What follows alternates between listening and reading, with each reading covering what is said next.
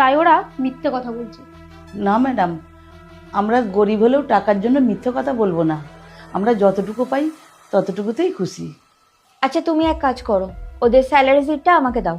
Ma'am, এদের তো salary seat নেই, আর এদের হাতেই টাকা দিতে হয়, আর আমি সব হিসেব করে দিয়ে দিই। মানে তার মানে তুমি যে ওদেরকে স্যালারি দাও তার কোনো খাতাও নেই আর কোনো হিসাবও নেই? না ম্যাডাম। তোমার লজ্জা করছে না? তুমি এই গরিব মানুষগুলোর কষ্টের টাকা মারছো? ছি! ম্যাডাম, উনি প্রত্যেক মাসে আমাদের হাতেই টাকা দেয় আর কোনো রকম সই করায় না। এই তুমি চুপ করবে? ম্যাম আসলে তুমি চুপ করো আর একটা কথা বলবে না। তোমার স্যালারি 40,000 টাকা, তারপরেও তুমি এই গরিব মানুষগুলোর টাকার ওপর ভাগ বসাচ্ছ। তোমার লজ্জা করছে না? ওরা কত কষ্ট করে, মাথার ঘাম পায়ে ফেলে কাজ করে যায়, একটা ছুটি নেয় না, নিজেদের শখ আহ্লাদ সব বিসর্জন দিয়ে দেয় শুধু ওই কটা টাকার জন্য।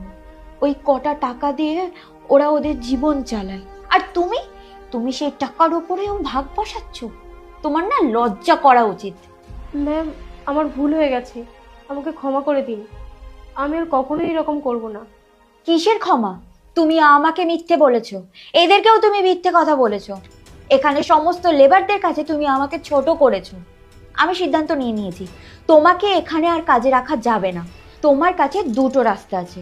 এক, তুমি যাদের যাদের টাকা নিয়েছো সমস্ত প্রাপ্য টাকা তাদের ফিরিয়ে দেবে। আর দুই, না হলে তোমাকে জেলে যেতে হবে। ম্যাম, দয়া করে এরকম সিদ্ধান্ত নেবেন না, আর আমি আপনাকে কথা দিচ্ছি আমি সবার প্রাপ্য টাকা ফিরিয়ে দেব। আমি তোমাকে বিশ্বাস করতাম, আর তুমি তুমি আমার বিশ্বাসের এই প্রতিদান দিলে? আমি তোমাকে আর কাজে রাখতে পারবো না।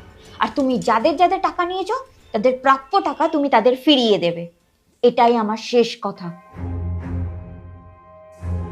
তোমাদের চিন্তা করতে হবে না, তোমরা তোমাদের প্রাপ্য টাকা ঠিক পেয়ে যাবে। আপনাকে অনেক ধন্যবাদ ম্যাডাম, আমরা এখন আসি।